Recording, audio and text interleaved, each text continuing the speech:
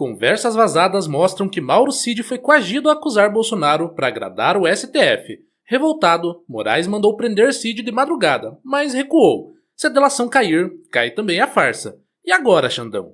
Este é o Visão Libertária, sua fonte de informações descentralizadas e distribuídas. Ajude a propagar as ideias da liberdade. Deixe o seu like e compartilhe com seus amigos. Um artigo seu pode virar vídeo aqui também, sabia? Este artigo foi sugerido por Bariátricas para Estados Obesos, escrito por Charlie Dalton, revisado e narrado por Gordinho Caipira. O que era para ser a prova incontestável do golpe bolsonarista acabou virando um fiasco completo. O ministro Alexandre de Moraes, do Supremo Tribunal Federal, se encontra em uma posição cada vez mais desconfortável. Após anos conduzindo investigações polêmicas, com base em delações premiadas, narrativas frágeis e decisões monocráticas, ele agora se vê diante do colapso de uma de suas principais apostas, a delação de Mauro Cid. Para quem não se lembra, o tenente-coronel Mauro Cid tornou-se notícia quando saiu da caserna de ajudante de ordens do então presidente Jair Bolsonaro para virar delator. Cid serviu a Bolsonaro desde a transição de 2018, cumprindo tarefas de secretário executivo e ajudando a executar agendas presidenciais, ou seja, ele tinha poder apenas para lidar com telefonemas, documentos e convidados, nada de decisões estratégicas. Porém, seu nome hoje está em debate público, não por algum exagero de poder, mas justamente por ter sido obrigado a acusar Bolsonaro de um golpe que nunca existiu. Trechos de conversas pessoais de Mauro Cid vieram a público recentemente, expondo uma grande armação judicial. Em áudios vazados pela revista Veja, Cid afirmou ter sido coagido em depoimento a falar coisas que não sabia e que não aconteceram. Nos áudios, ele diz em voz alta que estava enclausurado e pressionado pela polícia para inventar delitos contra Bolsonaro. Para quem conhece a realidade do jogo político, não é surpresa ver o Estado brasileiro usando a força bruta para arrancar confissões forjadas. Como Cid relatou às autoridades e os vazamentos confirmaram, ele foi submetido a condições degradantes em busca de uma delação premiada que servisse de base para denunciar o ex-presidente. O juiz Alexandre de Moraes participou ativamente deste processo. Foi ele quem autorizou a divulgação pública da delação de Cid e coordenou ações da Polícia Federal contra ele. Num movimento que chocou pela truculência, Moraes chegou a ordenar que Mauro Cid fosse preso antes mesmo do sol nascer. Numa decisão emitida de madrugada, por volta da 1 da manhã, Moraes mandou a PF ir às ruas prender Cid e o ex-ministro Gilson Machado por suspeita de preparativos de fuga. Cid seria detido sumariamente como medida inicial, algo próximo de um sequestro jurídico. Pouco depois, porém, o próprio Moraes recuou da ordem. Em vez da prisão, determinou apenas que Cid comparecesse à Polícia Federal para prestar esclarecimentos, autorizando buscas em sua casa e a apreensão de seu celular. Esse balé judicial revela um desespero explícito. Na cabeça de Moraes, a detenção de madrugada poderia ter sido o primeiro passo de uma medida mais gravosa, como rescisão da delação de Cid. Em outras palavras, Moraes usou a ameaça de revogar o acordo de colaboração como moeda de chantagem. Mas quando percebeu que um escândalo ainda maior poderia eclodir, pois cancelar a delação iria acabar com o próprio processo, que não tem mais praticamente nenhuma outra prova, ele mudou de ideia. Só deu oportunidade para um depoimento, recolheu o celular de Cid e deu um passo para trás. Para quem observa com atenção esse retorno abrupto, não se trata de um lapso de consciência da cabeça lustrosa de Xandão, mas sim de um sinal de nervosismo. A ideia de destruir a delação premiada agora corria o risco de sepultar toda a acusação contra Bolsonaro.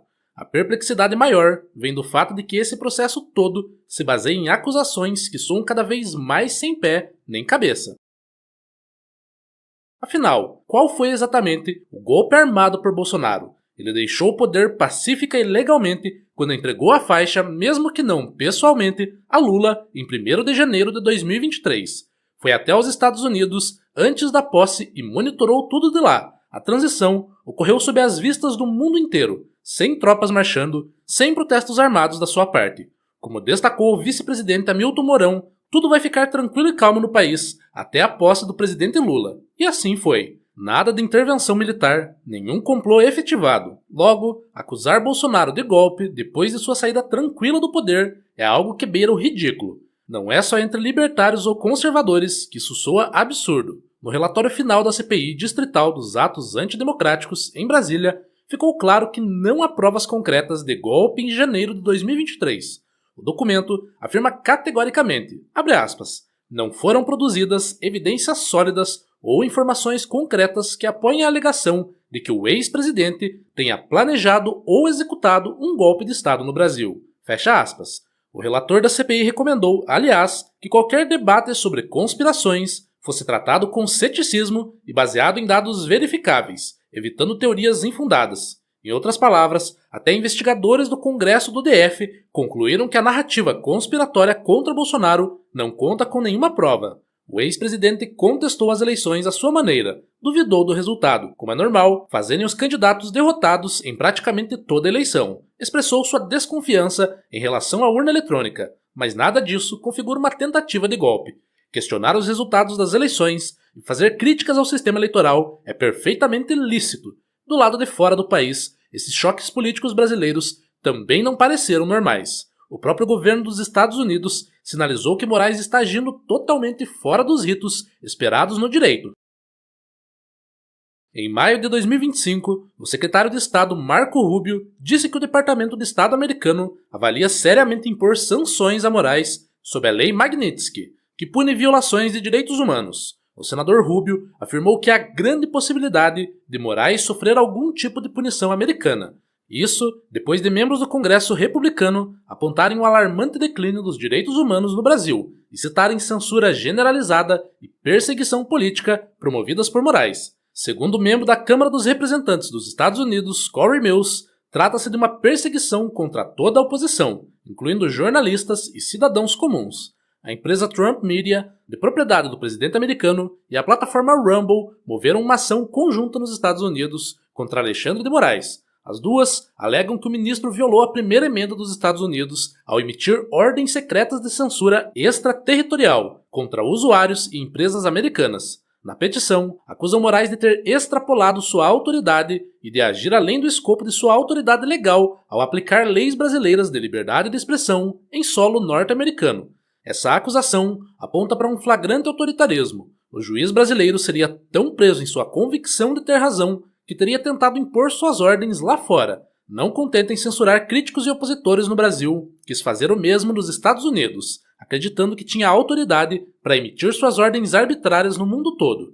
Enquanto isso, no Brasil, Moraes tem usado a estrutura de inquéritos do STF para perseguir adversários políticos. O próprio processo que envolve Mauro Cid deriva do infame inquérito das fake news, que se tornou um instrumento para monitorar e punir críticos do governo. A petição americana anexa justamente acusa Moraes de usar esse inquérito para perseguir críticos e adversários de Lula. Trata-se de um inquérito que investiga até mesmo quem apenas defendia pontos de vista diferentes, como se fosse fake news.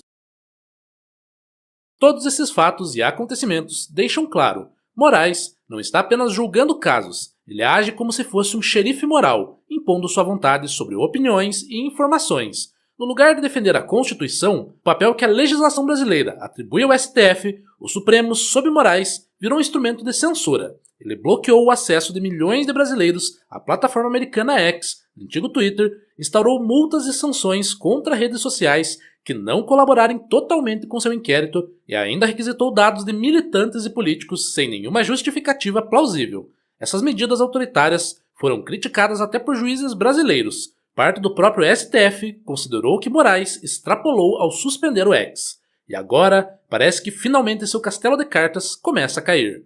O governo do atual presidente Lula, que lembremos, só saiu da cadeia e se elegeu graças à ajuda do STF e de Alexandre de Moraes, vê sua popularidade desabar e tenta desesperadamente evitar que esse clima de autoritarismo político gere reação. Pesquisas recentes mostram Lula num patamar de aprovação típico de crises. Apenas 39% aprovam sua gestão, enquanto 56% a desaprovam. Como tudo indica que a direita irá voltar ao poder em 2026, políticos e juízes alinhados à esquerda se apressam em transformar o judiciário em arma para esmagar qualquer tentativa de oposição e proteger o governo atual. Ao tornarem o principal candidato da direita, Jair Bolsonaro, inelegível, sem quaisquer provas concretas, fica claro a tentativa de manipular as eleições de 2026, antes mesmo de qualquer voto ser lançado. Imagina como vai ser ano que vem. Mesmo com Bolsonaro inelegível, porém com o desgaste do PT e da esquerda, qualquer nome mais conservador ou liberal parece limpo e atraente, diante da avalanche de escândalos e manipulações do governo corrupto que Lula vem fazendo. Nesse contexto, a estratégia de prender e ameaçar qualquer nome que desponte na direita possivelmente substituindo Bolsonaro, caracteriza claramente uma tentativa de impedir a volta da direita, que nada tem a ver com questões judiciais legítimas, sendo apenas politicagem.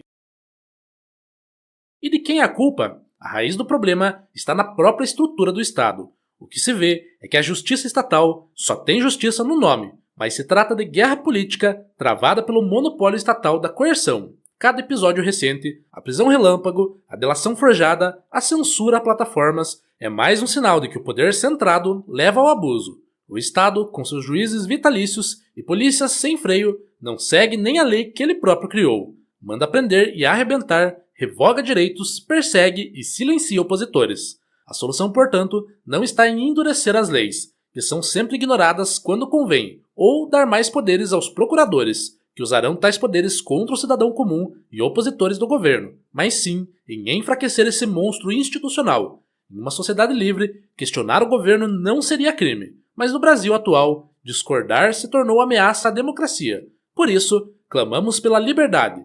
Todo indivíduo deve ter o direito de criticar governos sem medo de aparecer na lista de notáveis do Supremo, sem prisões durante a madrugada e ameaças para que faça delações. O episódio expõe que, quanto mais o Estado tenta se fortalecer pelo autoritarismo, mais enfraquece a ideia de democracia e a fé dos cidadãos na justiça estatal. Moraes age como vítima, juiz e carrasco ao mesmo tempo, e o resultado é um descrédito generalizado do poder judiciário.